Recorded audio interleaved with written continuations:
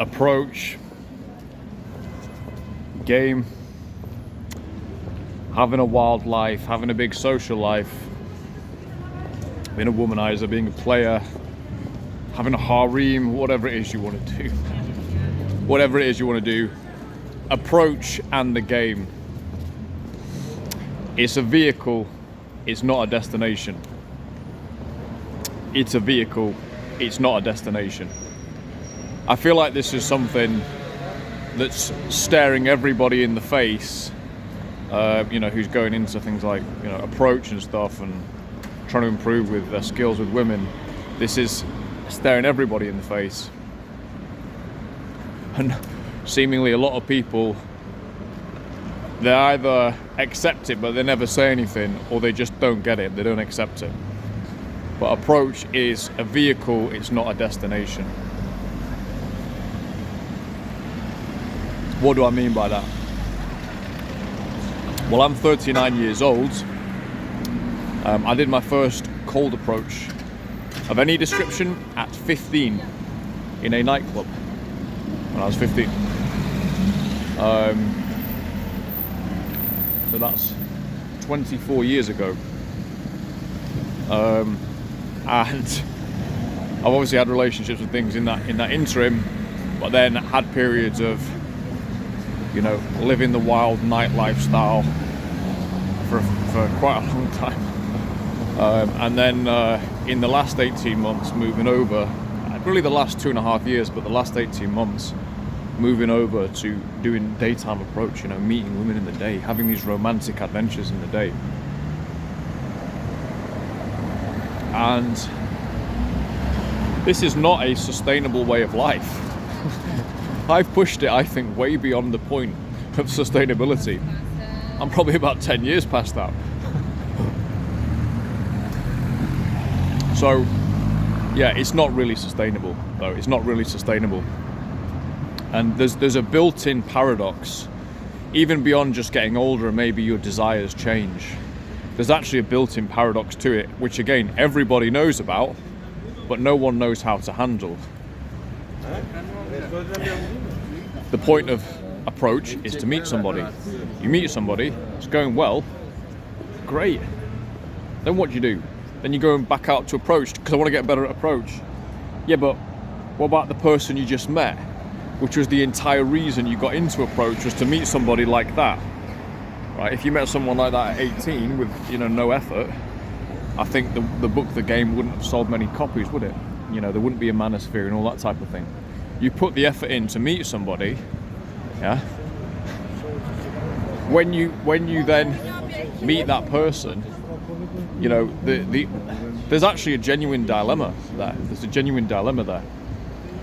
And this is something I've never seen resolved to a satisfactory degree by anyone, actually. And this is something I think I've maybe almost stumbled into in the last 18 months. So before, let's say, I've been through that phase where you want to improve your ability, so you're going out a lot, and then you meet someone, and then what do? You just carry on going out and you just cheat on the girl, basically. Or you just never establish a clear relationship, and it gets messy, and we all know how that ends. It's, you can run that cycle like half a dozen times. If you're not a complete psychopath, eventually your conscience will start to weigh on you, like, am I actually hurting these girls? Am I actually becoming a complete piece of shit? And even if you say it's open and all this type of thing, it's just not fucking reality, is it? So, what do you do? What do you do? Especially if you're one of those guys who you want more control. I think that was what drove me, let's say in my 20s, to improve on, going out at night and trying different hats on in terms of approach, was I wanted more control. I felt I didn't have any actual control over a very significantly important aspect of my life, which is my personal life. Once I'm actually in the relationship with the girl, I'm really good. I'm really solid. I know how I'm just naturally by my nature. But going out, meeting new people I never fucking met before, what the fuck do I do here? I'm in a club, there's bright fucking lights. It's the music. How am I even supposed to talk to her? Half the girls, I'm from Sheffield, half the girls were unbelievably stupid and rude. And so you're going up to girls like that, and it's kind of like, fucking hell, it starts to, your state starts to dip. And all these things, right? And then you go and have a date, and then God, what happened on that date? I don't know. The date didn't go as well as you were thinking it would, right? As you're in the adult world, right? There's all the fucking chaos. And so I felt I just felt powerless. I felt powerless. And that's not how I roll in life at all. If I want to do something, like when I wanted to learn languages, yeah, I threw every fucking thing I could at it. I threw the kitchen sink at it. When I was playing football, I was out fucking practicing all the time. I was doing fitness all the time. I was training all the time. Because I wanted control. I wanted to control my destiny to the best point I could. Obviously, I think as time goes on, you realize, even with that, you never have total control, but you've certainly got a lot of influence. And so that's what I wanted. And so that's why I wanted to develop myself. And I imagine if you're watching this video, you feel the same. You feel the fucking same. It's like, I don't even want to be a player. I just want to know 100% that I actually can get a girl. I've got the skills to get a girl, let's say within a calendar month. Let's say I go to a new city, I land, I can find someone decent within a calendar month. Most guys don't have that. Most guys out there don't have that. Yeah, they don't actually have the skill. They don't know what to do, right? And so that's what motivated me to learn. And then you take breaks and so on and so forth, of course. And for me, daytime approach, it was the last showdown. It was the last showdown. It's like when I met Christian Casanova, the elite men's global dating coach, the best dating coach in the world. When I went to meet him, I knew, I was like, I've done clubs, I've been a promoter, I've done the whole dance scene, I was in there. The only thing I can't do on any type of a consistent basis is what I can see him doing on screen. And I had done it. I'd probably done 20 or 30 daytime approaches, but I just didn't feel proficient, right? So that's why I went to work with him, and it was a final showdown, man. It's like, you're either going to get this with him, or I'll just give up. I will just give up at that point. You can just meet someone in a club, that's fine. So now I've got this extra feeling of freedom that I actually can. That's not to say I always feel perfect. Like today, I've been under the weather this week. I feel fucking knackered. But if I want to go and do a few approaches today, I can still do it. I know if I put my mind to it. I only just arrived in North Macedonia last week. I already got like 4 contacts the first weekend. I know for a fact, if I put my mind to it here, I can get someone this month. I know that I can. I'm actually not that bothered in this place, but I literally know for a fact that I can. Again, most guys don't know that. They're just kind of contented with wishing and wanting. So in a sense, I've left the game, actually. In a sense, I've already left, because I basically completed it. For me anyway, I've like completed it, really. There's a few things like maybe like daytime, threesome or something like that. There's things that are still on the horizon, but 39, just kind of, I just don't care anymore. Just like, leave that to the next bunch who come through the gates, So you need an exit strategy as you get older. And I found an exit strategy last year, which I'm going to share with you now, because it allows you to retain your power whilst actually developing a normal relationship, healthy relationship. It's very simple. You meet the girl and you just carry on approaching. But you don't go on dates with the other girls, you don't sleep with them. Or maybe even go on dates, but you don't sleep with them. And what that does is it keeps you in this crazy level of abundance if that's something you're concerned about. I'm not really concerned about that. But if that is something, if you're a citizen of the Republic of Simpistan, you're concerned about abundance, that's one thing you can do. The other thing it does as well, though, is for me, it's more of an outlet. It's more like when I'm in relationships, quite often. So I'm going to pick my nose here. It's disgusting. When I'm in relationships, okay, so sorted out the mucus situation there. So allow me just to continue. What is this place? Continue that thought.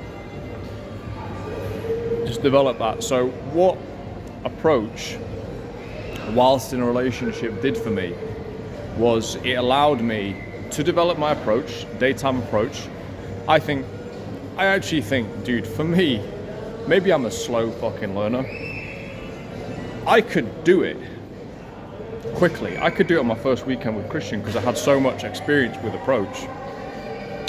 But in terms of feeling authority, I'd say I'm only just getting there now, and I still think I'm a little way. I'm maybe 6 months more away from like my final form, should we say, which is why I give myself a 5 out of 10 on my approach. I think it does. It's not the skill, it's the feeling. It's the feeling. Feeling you're in control, feeling you've got the authority. That's something I think does take more time. It just did for me anyway. So I knew it was going to, because it's such a big adjustment to go, it's such a different thing to do, basically. And so this took a lot of time. And so I'll be out every weekend, doing my sessions, meeting the girls. And about 3 months after I started this relationship, I decided, okay, I'm going to be faithful to this girl sexually. I'm going to carry on meeting these other girls so I could continue to develop the skill. So where my skill level now is, compared to where I met that girl, it's higher. It's higher. As I proved to myself last weekend when I rolled into a mall in North Macedonia that I couldn't approach in at all 2 years ago. I racked up 6 approaches like it was fucking nothing. Yep. And people can turn their noses up at this stuff. Go do it, bruv. Go do it. Yeah? Try it. And then come back and then turn your nose up at the guys who are doing it. Yeah? So yes, there's a lot of development. I've got a lot better. And the other thing was just, it felt like I was able to let the dog off the leash, so to speak. You almost get the same feeling of like satisfaction of hunting and primal stuff. It's pretty much just as good when you just get the girl's number, or you maybe even meet up with her or take her for an instant date, but then you don't pursue it all the way to the bedroom. That's pretty much the same feeling as when you actually do sleep with her, maybe even better. It's strange, really strange discovery. And so you let the dog off the leash, so to speak. You go and hunt, yeah? But then you can come back and you haven't completely destroyed what you've got at home. Or maybe not living with a girl, but you haven't completely destroyed that relationship. So I'm gonna come back in and finalize this when I've got my protein bars. Quite the selection here, Macedonian protein bars. So, yeah, just to finalize this comment here, going out and actually doing approach while you're in a relationship, it's a good thing to develop your skills, and it also lets that dog off the leash, so you don't feel the constant sense that you're entrapped in a relationship. You're not entrapped, you're free. Okay, you're there by choice, and you can go and approach by choice, and you can go and kind of let that wolf hunt, right? But you don't have to go the full way. Obviously, you can if you want, but I decided not to last year because I wanted to practice a level of sexual discipline. I didn't want to become a sex addict. I've definitely got friends who are sex addicts, without doubt.